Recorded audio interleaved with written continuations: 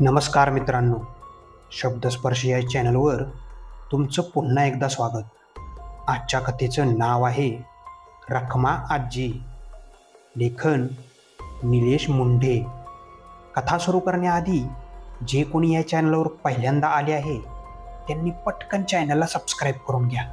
चला तर मग वेळ न घालवता कथेला सुरुवात करूया. ही 1982 सालची गोष्ट आहे. गुरुनाथ पाटील नुकतेच पदवी पास झाले होते. काही ठिकाणी अर्ज पाठवल्यानंतर त्यांना समुद्राच्या आसपासच्या दुर्गम भागातील एका सोनेवाडी नाव असलेल्या गावात आश्रमशाळेत शिक्षकाच्या नोकरीची ऑर्डर आली. नोकरीच्या संधीने ते अतिशय उत्साहित होते. लवकरच त्यांनी नोकरीवर रुजू होण्याचे ठरवले. 2 दिवसातच त्यांनी आवश्यक सामान एका लोखंडी पेटीत भरले आणि सोनेवाडीच्या तालुक्याच्या ठिकाणी पोहोचले. तिथून पुढे कोणतेही वाहन उपलब्ध नसल्याने त्यांनी डोक्यावर पेटी ठेवून पायपीट करत निसर्गाच्या सौंदर्याचा आनंद घेत सोनेवाडी गावचा प्रवास सुरू केला. आजूबाजूला उंचच उंच झाडांनी आच्छादलेले डोंगर, त्यातून वाहणारे पाण्याचे झरे आणि आकाशातून येणारे पक्ष्यांचे संगीत या सर्वांनी त्यांचे मन मोहित केले होते. निसर्गाने संपन्न अशा भागात पुढील आयुष्य जाणार या विचाराने ते आनंदी झाले होते. काही अंतर चालल्यावर मागून एक बैलगाडी आली आणि तिने थोड्या वेळातच गावात पोहोचवले. सोनेवाडीला पोहोचताच त्यांनी शाळेत हजेरी लावली. हेडमास्तर वयोवृद्ध आणि शिस्तप्रिय होते. त्यांनी गुरुनाथ गुरुजींना सांगितले की त्यांच्या राहण्याची खोली अजून एका रिटायर्ड गुरुजींच्या ताब्यात आहे, ज्यांना 1 महिना अजून तिथे राहायची परवानगी दिली आहे. त्यामुळे त्या महिन्याभरासाठी गुरुनाथ गुरुजींना गावात कुठेतरी दुसरी व्यवस्था करावी लागेल. गुरुनाथ गुरुजी त्या भागात एकदम नवखे होते. त्यांनी गोंधळून हेड गुरुजींकडे बघितलं आणि एखादी खोली शोधून द्यायची विनंती केली. थोड्याच वेळात डोक्यावर पेटी आणि शाळेचा शिपाई घेऊन स्वारी गावाच्या दिशेने निघाली. शिपाई चांगला बोलघेवडा होता. गावात पोचेपर्यंत त्याने शाळेविषयी बरीच माहिती पुरवली. गुरुनाथ गुरुजी मात्र त्याच्याकडे कमी आणि आजूबाजूला जास्त बघत होते. डोंगरात वसलेले ते गाव लाल मातीच्या अरुंद वळणदार रस्त्यावरून चालत असताना बाजूला असलेल्या झाडांच्या सावल्या आणि मधूनच कानावर येणारे पक्ष्यांचे मधुर आवाज मन कसं प्रसन्न करत होते. गावात पोचल्यावर त्यांचा तांडा हळूहळू पुढे सरकत होता. सगळी घरे एकसारखीच दिसत होती. कुडाच्या भिंती, त्यावर मातीचा लेप आणि वर गवताची छपरे. फक्त आकारमानात थोडाफार बदल असेल. आता यातील कोणत्या घरात राहायची वेळ येते देव जाणे, गुरुनाथ गुरुजी मनातच विचार करत होते. शिपाई कुठे घेऊन जातो हे बघत त्याच्या मागे चालत होते. गावाच्या शेवटी जाऊन एका चांगल्या मोठ्या घरासमोर तो थांबला.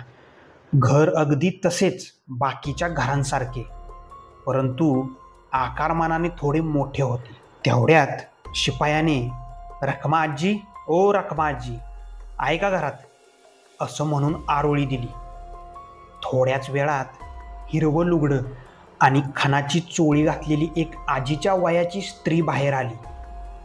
वय जरी जास्त दिसत असलं तरी हालचाली मात्र वेगवान होत्या. आवाज एकदम मायाळू. शिपायाने सर्व काही तिला सांगितलं आणि 1 महिना गुरुनाथ गुरुजींना तिच्याकडे ठेवून घ्यायची विनंती केली. तिला बिचारीला मूलबाळ नव्हतं. सोबत होईल आणि वर 2 पैसे पण मिळतील म्हणून ती लगेच तयार झाली. थोडके जेवणाचे पैसे ठरवून त्याच क्षणाला गुरुनाथ गुरुजी रखमा आजीचे भाडेकरू झाले. दिवस चांगले चालले होते. गुरुजींची शाळा रोज सुरू होती. घरी असल्यावर रखमा आजीला मदत करणे आणि बाहेर खाट्यावर पडून वाचन करणे असा त्यांचा नित्यक्रम ठरलेला होता. रखमा आजीला मूलबाळ नव्हतं. ती आता गुरुनाथ गुरुजीलाच मुलासारखं जीव लावू लागली होती. तसं तिच्याकडं कोणाचं आणि तिचं कोणाकडे येणं जाणं दुर्मिळच होतं. कायम घराशेजारील फुला फळांची बाग, 2 शेळ्या आणि घर, एवढंच तिचं जग होतं. आता गुरुनाथ गुरुजी त्या जगात समाविष्ट झाले होते.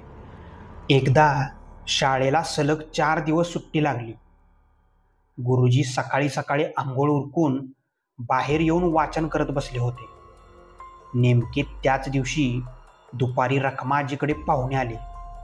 गुरुजी घरीच असल्यामुळे त्यांच्या 2-3 चहात शेळीचे दूध केव्हाच संपलं होतं. शेजारच्या काकूकडे चांगली मोठी गाय होती. गाय दुधाला पण बक्कळ होती. घाईघाईने रखमा आजी पातेले घेऊन शेजारी गेली. थोड्या वेळातच ती रिकामे पातेले घेऊन शेजारच्या काकूच्या नावाने बोटे मोडत परत आली. तिने म्हणे आजीला बघून दुधाचे पातेले झाकले होते आणि दूध संपले म्हणून रिकामेच माघारी पाठवले होते. गुरुनाथ गुरुजींनी आजीला शांत केलं. झालं गेलं सोडून आजी पाहुण्याची गप्पा मारण्यात बुडून गेली. तो दिवस सरला.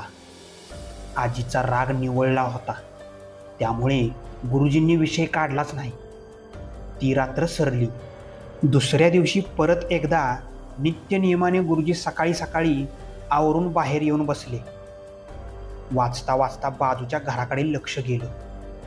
तिथले काका आणि काकू गायीचे दूध काढायचा प्रयत्न करत होते, पण गाय त्यांना लाथा मारत होती. शेवटी वैतागून त्यांनी नाद सोडला आणि घरात निघून गेले. परत संध्याकाळी तोच प्रकार. गुरुजींना त्यातलं काहीच कळत नव्हतं. त्यांनी त्याकडे दुर्लक्ष केलं. दुसऱ्या दिवशी पुन्हा तेच. तिसऱ्या दिवशी पण तेच सुरू होतं. संध्याकाळी तर एक वैद्य आला. बराच वेळ गायीच्या साडांना अनेक औषधे चोळत होता, पण गाय काही दूध काढू देत नव्हती. सड फुगून फुटायची वेळ आली होती.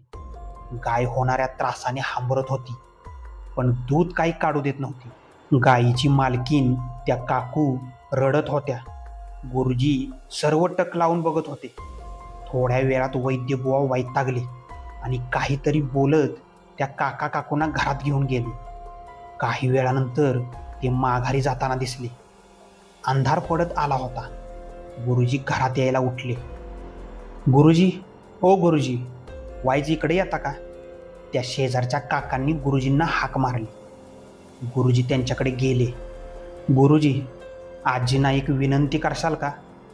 काका म्हणाले. काय विनवणी करायची आहे आणि का? गुरुजींना काहीच कळेना.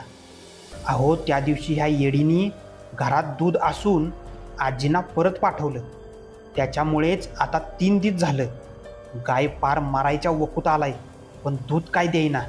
काका तळमळीनं बोलत होते. अहो, मी एक गुरुजी आहे आणि आजी काय करतील ह्याच्यात? त्या पण काही डॉक्टर नाही.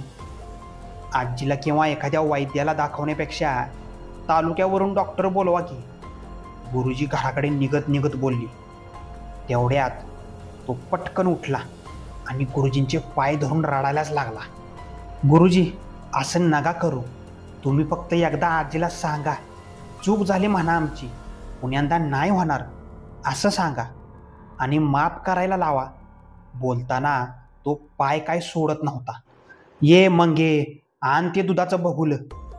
गुरुजी, हे घेऊन जावा आणि फक्त एवढी विनंती करा आमच्याकडनं आजीला. दुधानं भरलेलं पातेलं गुरुजींच्या समोर करत तो बोलला.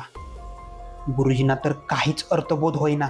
ते कसे तरी त्यांना टाळत घाईघाईने घरी पळून आले आणि एका कोपऱ्यात बसले. रखमा आजीने त्यांना भूक लागली का विचारलं. ते नाही म्हणाले. त्यांना एकतर अजूनही काही अर्थबोध होत नव्हता. कुठं गेलता रे इतका वेळ? तुला सांगितलंय ना, अंधार पडल्यावर जास्त बाहेर नाही भटकायचं. आजी मायाळू आवाजात दटावून बोलली. गुरुजींनी घडाघडा घडलेलं सर्व सांगितलं. बोलणं ऐकून आजी चिडल आणि भांडायला जाईल अशी शंका होती गुरुजींना. पण बोलणं ऐकून रखमा आजी आले की नाही लाईनीत मला पाहून पातेली लपवत होती का असं म्हणत हसायलाच लागली. एक वेगळीच चमक तिच्या डोळ्यांमध्ये होती. आजी, काय झालं आहे नक्की? ते असे का म्हणत होते आणि आता तुम्ही असे का बोलताय, मला काही सांगाल का? गुरुजी मेटाकुटीला येऊन बोलत होते. आजी पटकन उठत बोलली, तुला पाहायचंय ना कशी खोड जिरवली त्या दूधवालीची? चल मग. घरातून एक पक्कड हातात घेऊन आजी तारा तारा पुढं चालू लागली. गुरुजी घाईघाईने पळत निघाली. आजी थेट शेजाऱ्यांच्या गोठ्यात घुसली आणि त्या गाईच्या खुट्याजवळ पकडीने जोर लावून एक खिळा बाहेर काढला. गुरुजी गाईजवळच उभे होते. खिळा निघताच गुरुजींच्या पायावर कसले तरी थेंब पडायला लागले. गुरुजींनी खाली वाकून बघितलं. गाईच्या सडातून दुधाच्या धारा लागल्या होत्या. आजी त्यांच्याकडे बघून हसत होती. गुरुजी अचंबित होऊन कधी आजीकडं तर कधी दुधाच्या धारांकडं बघत थरथरत होते. ती रात्र कशी बशी काढून दुसऱ्या दिवशी गुरुजींनी 8 दिवसांची रजा टाकली. परत येतो सांगून सामान घ्यायला पण परत आलं नाही.